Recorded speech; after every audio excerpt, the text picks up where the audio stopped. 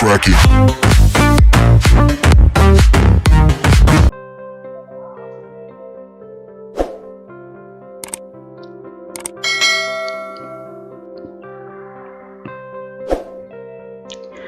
Assalamualaikum warahmatullahi wabarakatuh.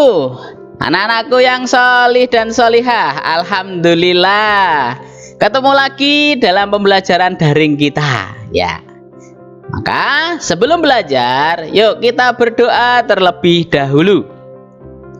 Bismillahirrahmanirrahim. Rabbi zidni ilma warzuqni fahma. Amin ya rabbal alamin. Ya Allah, tambahkanlah aku ilmu dan karuniakan aku kefahaman. Amin ya rabbal alamin. Anak-anakku kelas 4 yang tetap semangat, ini kita akan belajar kembali melanjutkan materi pelajaran kelima, yaitu tentang Aku Cinta Nabi dan Rasul. Sudah siap semuanya? Oke, kalau sudah siap kita lanjutkan kembali. Yang akan kita pelajari Nabi Ayub alaihi salam, Nabi Musa alaihi salam, Nabi Harun alaihi salam, Nabi Zulkifli alaihi salam, dan Nabi Muhammad sallallahu alaihi wasallam. Pada kesempatan ini kita akan belajar D, yaitu Nabi Zulkifli alaihi salam. Kita simak ceritanya ya. Nabi Zulkifli alaihi salam adalah putra Nabi Ayub alaihi salam. Nama asli dari Nabi Zulkifli adalah Bashar. Nama Zulkifli merupakan gelar yang diberikan oleh Raja Ilyasa. Artinya Zulkifli adalah orang yang sanggup memegang janji. Ketika usia Raja Ilyasa semakin tua, Raja Ilyasa mencari pengganti bagi dirinya untuk memimpin Bani Israel. Raja Ilyasa tidak ingin setelah ia wafat umatnya dipimpin oleh raja yang zalim, seperti yang terjadi pada masa sebelumnya. Raja Ilyasa memikirkan berbagai cara untuk mendapatkan orang yang tepat menggantikan dirinya, mengemban amanah Allah Subhanahu wa Ta'ala. Raja Ilyasa kemudian bermunajat kepada Allah dan memohon petunjuk atas permasalahan yang sedang dihadapinya. Allah Subhanahu wa Ta'ala memberikan ilham kepada Raja Ilyasa untuk membuat sayembara dan mengumumkan kepada seluruh rakyat Bani Israel. Di depan seluruh rakyat, Raja Ilyasa menyampaikan niat untuk mencari seorang pengganti dirinya. Raja Ilyasa menyatakan bahwa barang siapa yang dapat melaksanakan puasa pada siang hari, mempergunakan waktu malamnya untuk mengingat dan beribadah kepada Allah Subhanahu wa Ta'ala, serta mampu bersabar menahan dirinya dari nafsu amarah, maka ia akan diangkat menjadi raja untuk memimpin Bani Israel, menggantikan Raja Ilyasa. Setelah Raja Ilyasa selesai mengumumkan sayembara tersebut, tidak ada seorang pun yang berani mengajukan diri kecuali seorang pemuda yang bernama Bashar bin Ayub alaihi salam. Insya Allah aku akan patuh terhadap syarat-syarat tersebut, ucap Bashar bersungguh-sungguh. Karena yang mengajukan diri hanya seorang saja, maka Raja Ilyasa mengumumkan ulang sayembara itu. Sayembara itu diumumkan hingga beberapa kali, tetapi hanya pemuda itu, yaitu Bashar, yang mengajukan diri dengan sungguh-sungguh dan memenuhi persyaratan. Melihat keberanian dan kesungguhan hati pemuda itu, Raja Ilyasa akhirnya menetapkan Bashar bin Ayyub sebagai raja yang baru yang akan memimpin Bani Israel. Pada saat pelantikan, Raja Ilyasa akhirnya menganugerahkan gelar kehormatan kepada Bashar dengan sebutan Zulkifli. Gelar itu diberikan karena keberanian dan kesanggupannya memenuhi janji.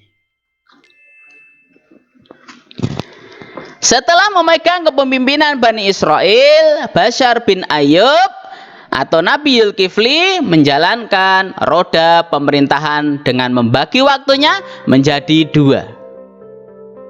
Kedua waktu tersebut adalah siang dan malam. Siang hari untuk mengurus umat dan malam harinya untuk beribadah kepada Allah Subhanahu wa Ta'ala.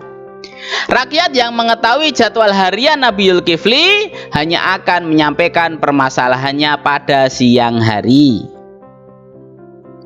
Allah Subhanahu wa Ta'ala berfirman dalam surat Al-Anbiya ayat 85, Bismillahirrahmanirrahim.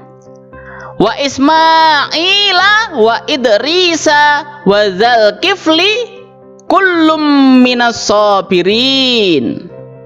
Yang artinya, dan ingatlah kisah Ismail, Idris dan Zulkifli. Semua mereka termasuk orang-orang yang sabar. Nabi Ismail, Nabi Idris dan Nabi Zulkifli semuanya adalah utusan Allah. Pada suatu hari, iblis hendak menggoda agar Nabi Zulkifli gagal menepati janjinya. Iblis datang menemuinya pada hari menjelang malam dengan menjelma sebagai lelaki tua. Dengan sabar, Nabi Zulkifli berkenan menemui iblis yang menjelma menjadi lelaki tua itu. Nabi Zulkifli kemudian menanyakan keperluan lelaki tua itu. Lelaki tua itu menjawab, "Wahai raja yang bijaksana, hamba ingin menuntut keadilan atas kezaliman yang telah dilakukan orang-orang padaku. Sesungguhnya engkaulah yang mampu menegakkan keadilan di antara kami."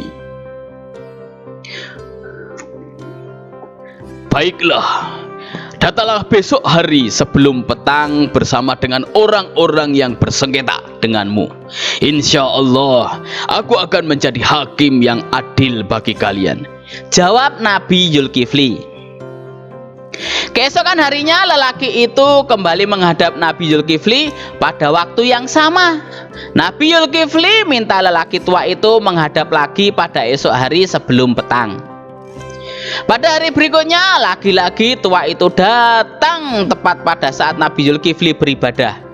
Nabi Zulkifli melihat lelaki tua itu bisa masuk ke dalam mihrabnya. Namun, Nabi Zulkifli menanggapinya dengan penuh kesabaran dan mengutarakan hal yang sama seperti sebelumnya. Menyadari usahanya gagal untuk membuat Nabi Zulkifli marah, maka iblis itu segera pergi. Setelah itu Allah menurunkan wahyu yang mengatakan pengangkatan Nabi Zulkifli sebagai utusan Allah Subhanahu wa Ta'ala. Sejak saat itulah tanggung jawab yang diemban oleh Nabi Zulkifli semakin berat. Pada saat itu kondisi masyarakat sedang mengalami penurunan kualitas iman. Kaum yang gemar berbuat kerusakan semakin bertambah banyak. Allah Subhanahu wa Ta'ala kemudian memerintahkan Nabi Zulkifli untuk memerangi kaum yang suka berbuat kerusakan tersebut. Sayangnya, sebagian dari umat Nabi Zulkifli takut mati. Sebagian yang lain enggan meninggalkan harta bendanya.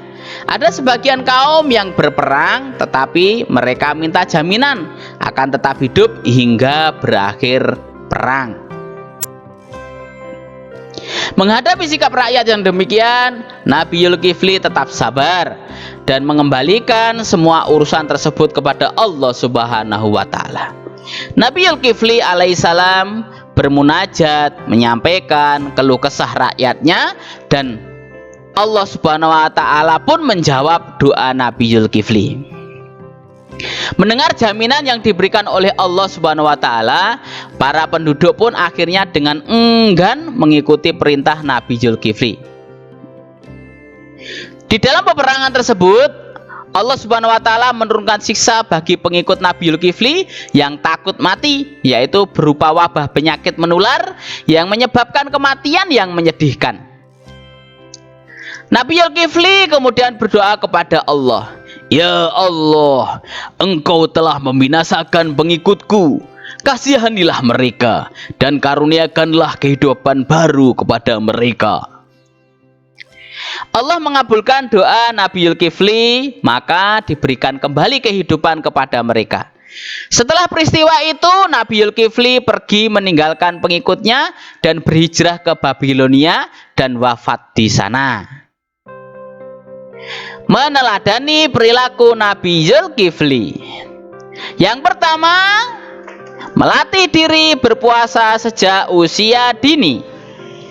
Yang kedua, melatih sabar dan mampu menahan amarah. Yang ketiga, membiasakan diri sholat wajib berjamaah di masjid. Ya, insya Allah ada anak semuanya, kita lakukan ya, meneladani perilaku Nabi Zulkifli ada 3, dan dengan semangat kita lakukan. Baik, anak-anak semuanya, alhamdulillah. Ini sudah muncul cover buku kita. Ada gambar-gambar tentang kisah Nabi.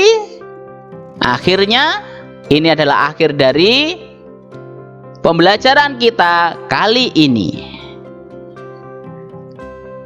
Setelah belajar, jangan lupa kita mengucapkan kalimat hamdalah. Alhamdulillahi Rabbil Alamin. Segala puji bagi Allah, Tuhan semesta alam. Dari Pak Guru kurang lebihnya mohon maaf. Wassalamualaikum warahmatullahi wabarakatuh.